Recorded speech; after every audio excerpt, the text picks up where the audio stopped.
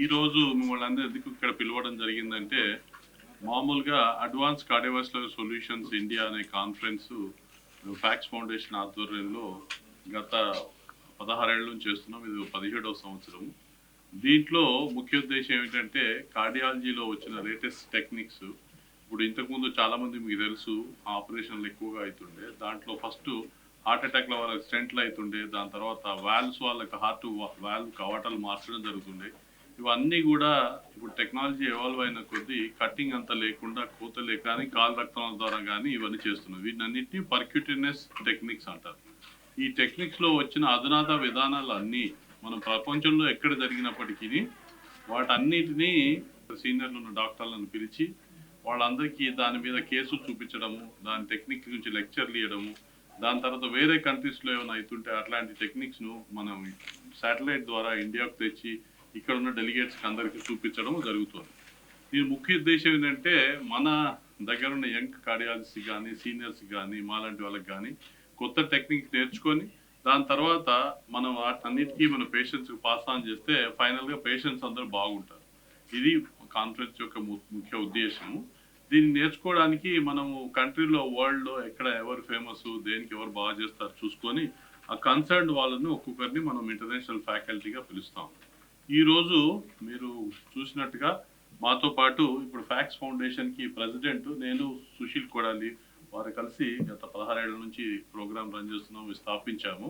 So వారు New York యూనివర్సిటీలో చేస్తారు. వారు వాల్వ్ థెరపీకి హెడ్. దాని తర్వాత సెకండ్ మధ్యలో ఉన్న సార్ డాక్టర్ ఎబరాడ్ గ్రూబే. మీరు అందరూ కూడా ఫార్చునేట్ సార్ ఇక్కడ వచ్చినారంటే, ఎందుకంటే మీరు ఇంతకుముందు వినుంటారు టావర్ టెక్నాలజీ, వాల్వ్ టెక్నాలజీ అని. అది ప్రస్తుతంగా సెల్ఫ్ ఎక్స్పాండింగ్ వాల్వ్ 2 రకాల వాల్వ్స్ ఉంటాయి. ఒకటి balloon self expanding valve start చేసిన ఆద్యుడు డాక్టర్ ఎబరాడ్ గ్రూబే గారు. సో వారు మన అసోసియేషన్తోని సుశీల్కు వారికి ఉన్న అనుబంధంతో మాతోని ప్రతి ఇయర్ కూడా మనకు వచ్చి ఆ టెక్నిక్లన్నీ మెలకువలన్నీ నేర్పిస్తుంటారు. అక్కడ నుంచి వచ్చిన లైవ్ కేసులు కూడా ఇక్కడ ఎక్స్ప్లెయిన్ చేస్తుంటారు. Thank you very much doctor Grube sir for coming all the way and participating. And it's real fortune for all of us and because it's not easy to get that time because మన మీద అనుబంధంతో ప్రేమతో వస్తారు.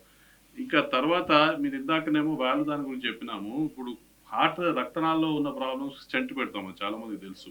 అందులో కూడా చాలా అధునాత పద్ధతులు వచ్చినాయి. Calcium ఉంటే క్రాక్ చేసే విధానము, దాని తర్వాత హార్ట్ పంపింగ్ చాలా తగ్గినప్పుడు దాన్ని సపోర్ట్ చేసి ఇంపెలా అని పెట్టే విధానము, దాని తర్వాత చాలా మందికి మొత్తం బంద్ అయినప్పుడు క్రానిక్ టోటల్ అక్లూషన్స్ ఓపెన్ చేసే విధానము. వాటన్నిట్లలో జర్మనీలో చాలా ఎక్స్ట్రీమ్ వాల్యూమ్స్ తోని ఈ అన్ని టెక్నిక్స్ చాలా బాగా చేస్తారు డాక్టర్ మిరస్లోవ్ ఫరెంకా. వీరు కూడా మన అసోసియేషన్ తోని వాళ్ళని బిజీ షెడ్యూల్ను వదిలిపెట్టి మన కోసం ఇక్కడికి వచ్చినారు. నేను ఇక్కడ అపోలో హాస్పిటల్లో కార్డియాలజీ డిపార్ట్మెంట్ హెడ్ చేస్తాను, చాలా మందికి తెలుసు. ఇది మా బ్రీఫ్ ఇంట్రడక్షన్. ఇది కాకుండా డాక్టర్ రమేష్ దగ్గుపాటి గారు ఫైనల్ లెక్చర్ ఇస్తున్నారు, వారు కూడా వచ్చి జాయిన్ అవుతారు. మన ప్రెస్ మీట్లో ఆల్రెడీ కొంచెం బ్రీఫ్గా సర్క్యులేట్ చేస్తాం. సో ఇది జరిగిన తర్వాత ఫస్ట్ సుశీల్ గారు కొంచెం సేపు వాళ్ళ కొత్త టెక్నిక్ దాని గురించి మాట్లాడతారు. అది ఇంగ్లీష్లో మాట్లాడతారు, దాని తర్వాత తెలుగు చెప్తాను. దాని తర్వాత బ్రీఫ్లీ ఎబరాడ్ గ్రూబే తర్వాత ఫరెంక్ గారు కొంచెం చెప్తారు. ఫైనల్గా రమేష్ గారు ఆయన కూడా మాట్లాడతారు. Finally we can take some question and answers in the end. Explained it well. The goal of the meeting is the same as it's always been.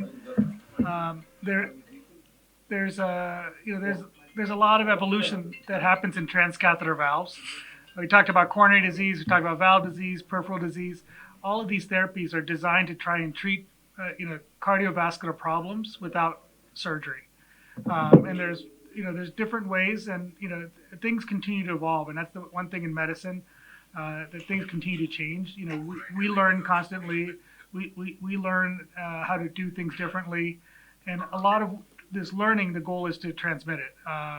And it's not just one way; it's both ways. We were talking in sessions today.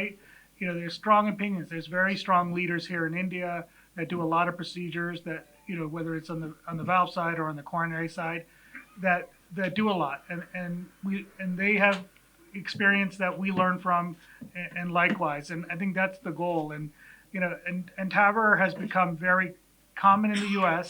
It is done more often than open heart surgery to treat a valve problem, but at the same time, it's not always the right thing. And a lot of the teaching and education is about what decision making not just the procedure. And I think the goal for this type of meeting is to sort of emphasize that. And very fortunate, Dr. Grube here, as Srinivas said, was, you don't want to say grandfather, that makes him seem old. Pioneer. Yeah, pioneer. Pioneer is the right word, not grandfather.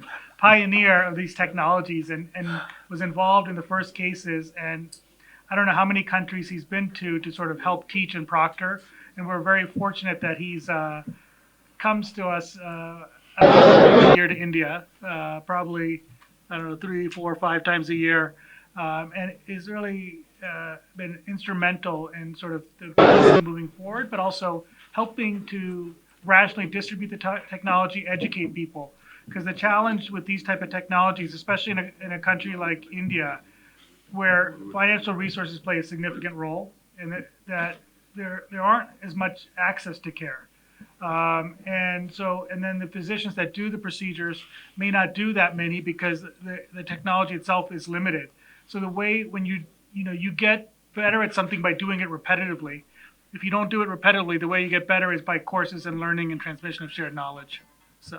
మా దగ్గరికి వస్తే stent పెట్టడమో tower చేయడమో కాదు, ఏది కరెక్ట్గా చేయాలి, ఎవరు చేయాలనే విషయం కూడా సిద్ధాస్తులైన గురుబే లాంటి సీనియర్స్ అందరూ వచ్చి ఇక్కడ డాక్టర్స్కి ఎక్స్ప్లెయిన్ చేస్తారు. అది కూడా ఇంపార్టెంట్.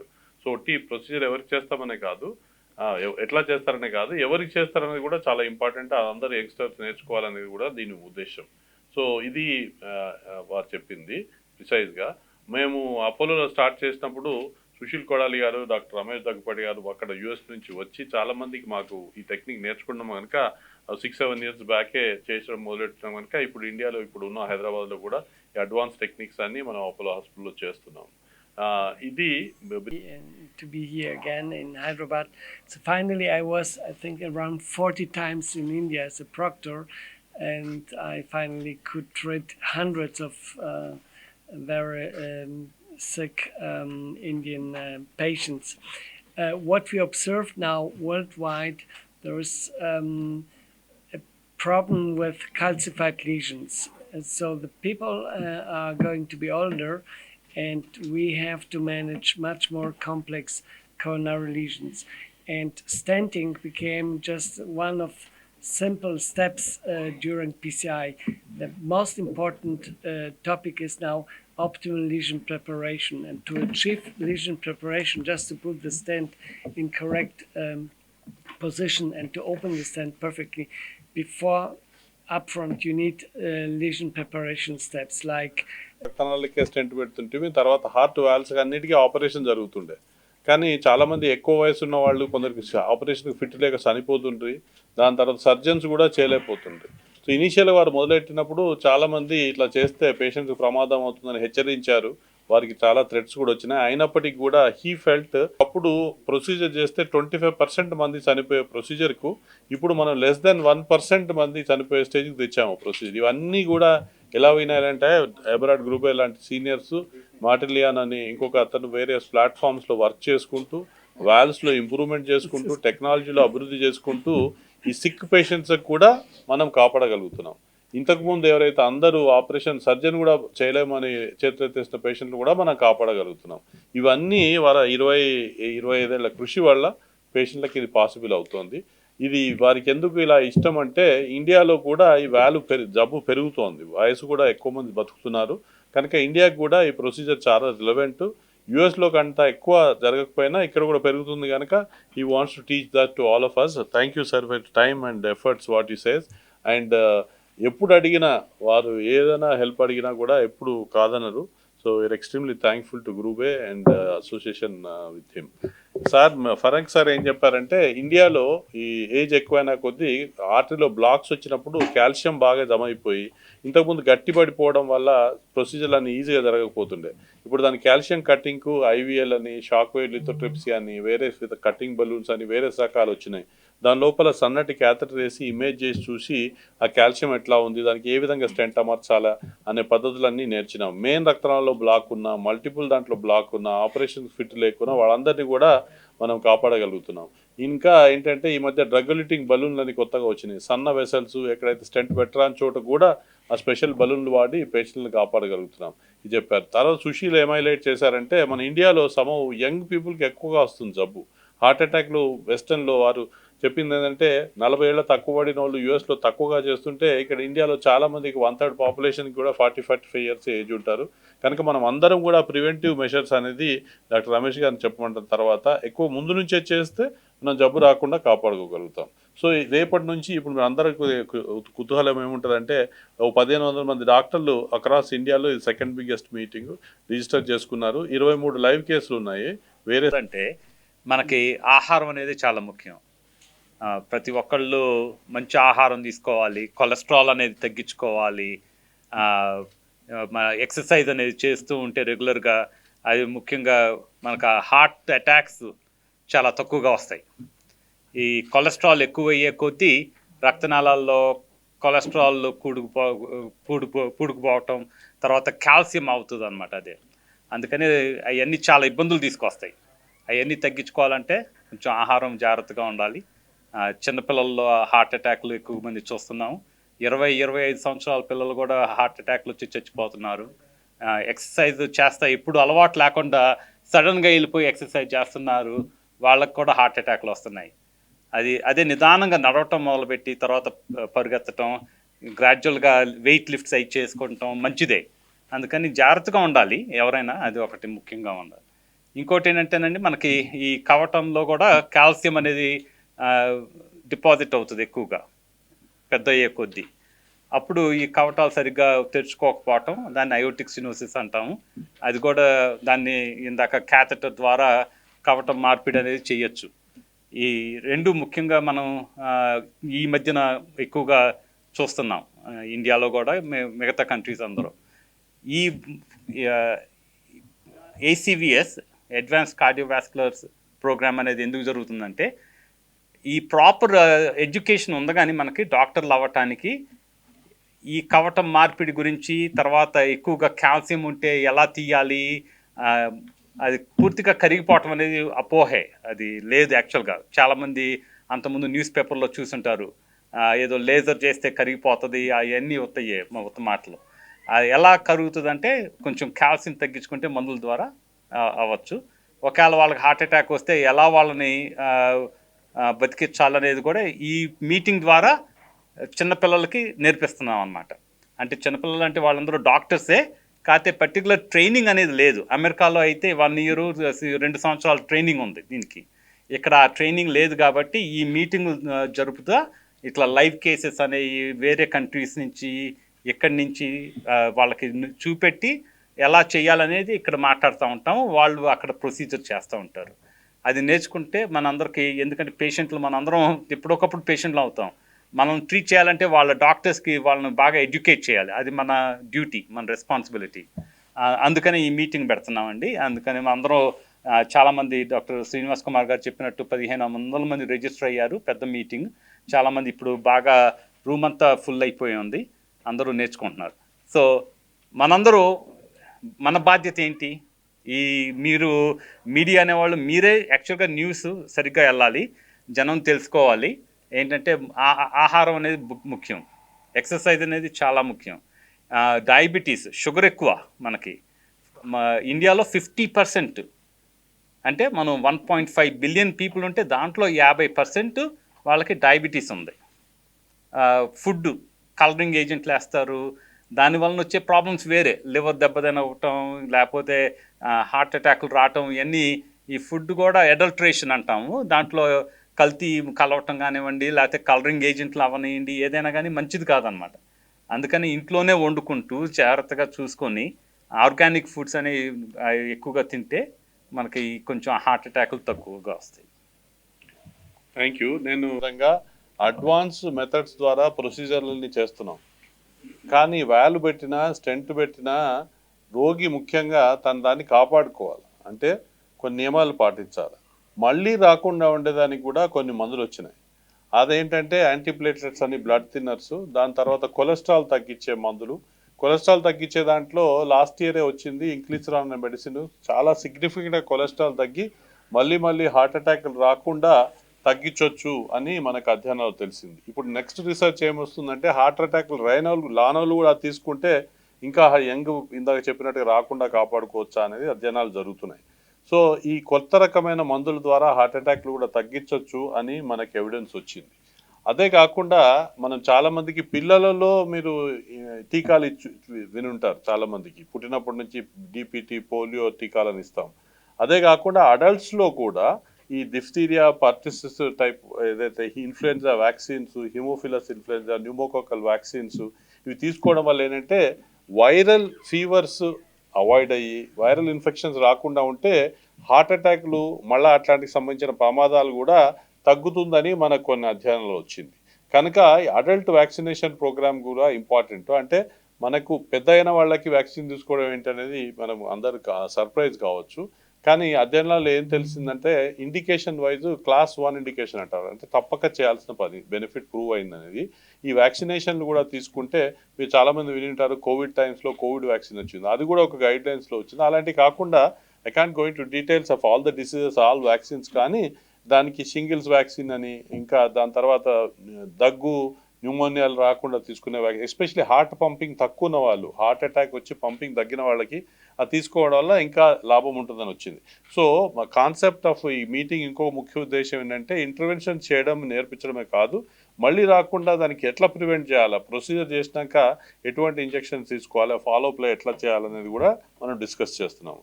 అందుకనే జస్ట్ హైలైట్ చేయడానికి వాళ్ళు అక్కడ ఒక వ్యాక్సిన్, దాని ఉద్దేశం జనరల్గా తెలియదు కనుక అడల్ట్ వ్యాక్సినేషన్ ప్రోగ్రామ్ అనేది కూడా అక్కడ పెట్టడం జరిగింది. పైన వీళ్ళ పార్టిసిపేట్ చేసే డాక్టర్లకు సంబంధించి వాళ్ళకి దాంట్లో కొంచెం కన్సెషన్లో కూడా ఆ డ్రగ్స్ అన్ని ఇవ్వడం జరుగుతుంది. అంటే మీరు వినే ఉంటారు వంశపారంపర్యంగా కొన్ని జబ్బులు వస్తున్నాయి. అవి హార్ట్ అటాక్లు కూడా మన తాతలు ముత్తాతలు ఉన్నాయంటేనే మన తండ్రికి, అన్నలకి ఉన్నాయంటే, చెల్లెళ్ళకి ఉన్నాయంటే కొంచెం మనం భయపడతాం. అది వంశపారంపర్యంగా రావచ్చు, దాన్ని ప్రివెంట్ చేయటం ఎట్లా?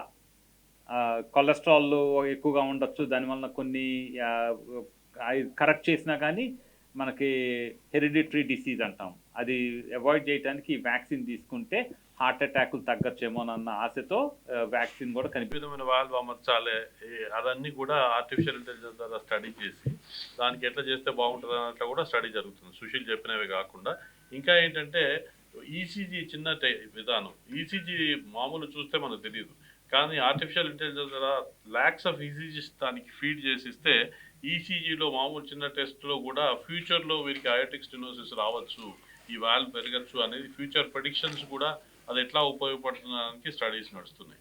అదేవిధంగా ప్రొసీజర్ చేసిన తర్వాత కొందరు సడన్గా చనిపోతుంటారు, పంపింగ్ తక్కువ ఉంటుంది, వీళ్ళందరి మానిటరింగ్ కూడా వేరే రకాల ఏఐ టెక్నాలజీతోని ఎట్లా డిటెక్ట్ చేయాలా, ఎట్లా సడన్ డెత్లు కాపాడాలనే దాంట్లో కూడా రీసెర్చ్ జరుగుతుంది. సో సుశీల్ గారు చెప్పినట్టుగా రాకుండా ఎట్లా చేయాలి, అర్లీగా డిటెక్ట్ ఎట్లా చేయాలి, చేసినాక ఏ టెక్నిక్, అన్నిట్లలో వేరే విధానాల్లో ఏఐ రోల్ ఉందండి. బట్ యాజ్ ఆఫ్ నౌ అయితే we still feel it is evolving stage. మొత్తము ఇంకా ఫ్యూచర్లో చాలా పొటెన్షియల్స్ ఉన్నాయి. ఫ్యూచర్లో చాలామంది పారామెడికల్ స్టాఫ్ పనిని, మన మిగతా పనులు చేసేవాడిని ఎడ్యుకేషన్ కోసమైనా కానీ, దాంతో డిటెక్షన్ అర్లీగా, మన ఇండియా లాంటి కంట్రీలో పెద్ద ప్లేస్లలో అన్ని చోట్ల అందరు డాక్టర్లు ఉండరు, అట్లాంటి చోట కూడా ఏదైనా డివైస్ పరికరాలు పెట్టి కానీ జబ్బును ఎట్లా గుర్తుపట్టడానికి పనికొస్తున్న దాంట్లో కూడా చాలా నడుస్తుంది. ఈ ఫ్యూచర్లో ఇంకా ఇంకా జీన్ థెరపీ అని, దాని తర్వాత ఒకసారి ఒక ఇంజెక్షన్ తీసుకుంటే లైఫ్ టైం రాకుండా చేసేదానికి పద్ధతులు ఉన్నాయని చాలా రీసెర్చ్ జరుగుతుంది. బట్ యాజ్ ఆఫ్ నౌ అయితే కొన్ని ప్రొసీజర్లో మనం సింప్లిఫై చేసి రిస్క్ తక్కువగా చేయడానికి మాత్రం ఆల్రెడీ క్లినికల్ యూజ్లోకి వచ్చింది.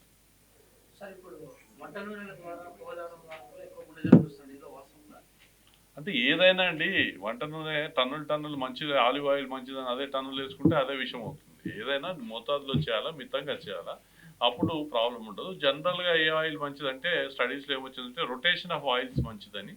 జనరల్గా ఏదైనా ఆయిల్ను మళ్ళీ రీకుక్ చేసిన ఆయిల్ వాడకూడదండి, అది డేంజరస్ అవుతుంది, అది ఆక్సిజనేషన్ అయిపోయి క్యాన్సర్ కారణకాలు అవుతున్నాయని తెలుసు. చాలామంది పూర్లో ఏంటంటే అట్లీస్ట్ రోడ్ సైడ్లో కూడా ఆయిల్ని మళ్ళీ ఆయిల్ వేయించి మళ్ళీ చేస్తే అది డేంజరస్, అట్లా చేయకూడదు. ఏదైనా మితంగా చేసుకోవాలి. అన్నిటికంటే మంచి రొటీన్గా సన్ఫ్లవర్ ఆయిల్ వాడతారు, పర్లేదు. రొటేషన్ ఆఫ్ ఆయిల్ చేస్తే పర్లేదని, కొందరు కోకోనట్ ఆయిల్ మంచిదని, ఏదైనా కూడా మితంగా వాడండి. దట్ ఇస్ మై అంటే మిక్స్డ్ ఆయిల్ అంటే రొటేషన్ ఆఫ్ ఆయిల్స్ అంటాము. Rotation of oil, mixed oil అనేది ప్రత్యేకంగా దొరకలేదు. ఒక సన్ఫ్లవర్ ఆయిల్, ఇంకో చాలా మంది ఏదో స్పెషల్ టైప్ ఆఫ్ ఆయిల్ అని చాలా కాస్ట్లీది కొనుక్కొని చేస్తారు, అదంతా అంత అఫోర్డ్ చేస్తే వేరు, కానీ అందరు ప్రత్యేకంగా దానికోసమే మ్యారినేటెడ్ ఫుడ్ స్టఫ్స్ అని ఏదైనా అతిగా చేయకూడదు. ఫుడ్ స్టఫ్ ఆయన ఓన్లీ మటన్ తినమంటాడు, ఏం తినద్దు అంటాడు, ఆయన ఇంకోటి తినమంటాడు. ఏదైనా నేచర్ నుంచి అతిగా డివేట్ చేస్తే దానికి ప్రాబ్లమ్స్ వస్తాయండి. ఏదైనా మితంగా చేయండి. Traditional Indian diet, vegetarian diet was quite good because they used to also work and walk. That is becoming less. నువ్వు కూలీవా అంబానీయా తెలియదండి, మీరు సినిమా యాక్టరా లేకపోతే డాక్టరా కూడా తెలియదండి. ఎవరికైనా రావచ్చు, అది అనుకోవాలి మనం ఫస్ట్. ఎస్పెషల్లీ ఇంకా ఫ్యామిలీ హిస్టరీలో ఇంకా ఎక్కువగా వస్తుంది. సో కూలీలకు లోవర్ సోషల్ ఎకనామిక్ స్టేటస్లో రాదని అనుకుంటుండే, కానీ చాలా మంది కూలీలు డ్రైవర్లు సరిగ్గా నిద్రలేక తినకుండా సిగరెట్లు తాగితే వాళ్ళకి ఇంకా ఎక్కువగా వస్తున్నట్టు కూడా చూస్తున్నాం. సో కనుక అది కాకపోతే ఏంటంటే ఒక లేబర్ యాక్టివిటీ చేసి చాలా హెల్తీగా ఉన్న వాళ్ళకు వచ్చే ఛాన్స్ తక్కువ అనుకోవచ్చు. బట్ డైరెక్ట్ వాడు కూలీ అని పైసలు లేనంత మాత్రాన జబ్బు రాదని లేదండి. చాలా పూర్ ఫ్యామిలీస్లో కూడా జబ్బు వస్తుంది. Unfortunately that is truth in our country. So కనుక అందరూ కూడా హెల్తీ పాటించాలి. చాలా మంది నాకు టైం లేదు అది అంటారు. మీ ఆరోగ్యం కోసం మీరు టైం లేదంటే మరి మీరు జబ్బులో బారిన పడడానికి రెడీ ఉండాలి. మీరు అందరూ కూడా ఎంతమంది మీరు కొలెస్ట్రాల్ చెకప్ చేయించుకున్నారు? ఇక్కడ ఉన్న వాళ్ళందరూ మీరందరూ కూడా అపోలో హాస్పిటల్కి వచ్చి కొలెస్ట్రాల్ చెకప్ చేయించుకోండి. చాలా మంది అనుకుంటారు చెకప్ లూటిగానే చెప్తారు, వ్యాక్సిన్ లూటిగానే చెప్తారు. అట్లా కాదండి. మామూలుగా అధ్యయనంలో తెలిసింది ఏంటంటే ఇవన్నీ చేయడం వల్ల జబ్బులను 80% వరకు 1-2% కాదండి, 80% తగ్గించుకోవడానికి అవకాశం ఉంది. మీరు ఫాలో చేస్తే మీరు బెనిఫిట్ అవుతారు, లేకపోతే రాదు. ఏంటి అంటే అడల్ట్రేషన్, ఇందాక రమేష్ గారు చెప్పినట్టుగా ఏవైనా కూడా దాంట్లో ఏమి మిక్స్ అవుతున్నాయి అనేది చాలా important. Some times mercury, organic ఇవి సబ్స్టెన్సెస్ వాడితే ఇంకా ఎక్కువ డేంజర్ జరుగుతుంది. ఏ రకమైన ఫర్టిలైజర్స్ అందులో ఉన్నాయని బట్టి ఈ డేంజర్నెస్ ఎక్కువగా ఉంటుంది. జనరల్గా ఆర్గానిక్ అంటే ఏం ఫర్టిలైజర్ వేయకుండా హెల్తీగా పాటించేది బాగుంటుంది కదా, అది జనరల్ టాక్. కానీ అదే చాలా మంది ఏంటంటే అఫోర్డ్ చేయలేకపోయినా అన్ని చాలా కాస్ట్లీ పెట్టి అవే తినాలంటే కూడా కష్టము. సో ఏదైనా తెచ్చినవి మళ్ళీ హెల్తీగా కడుక్కొని వాడుకొని వీళ్ళనంత తక్కువగా తింటే బెటర్ అని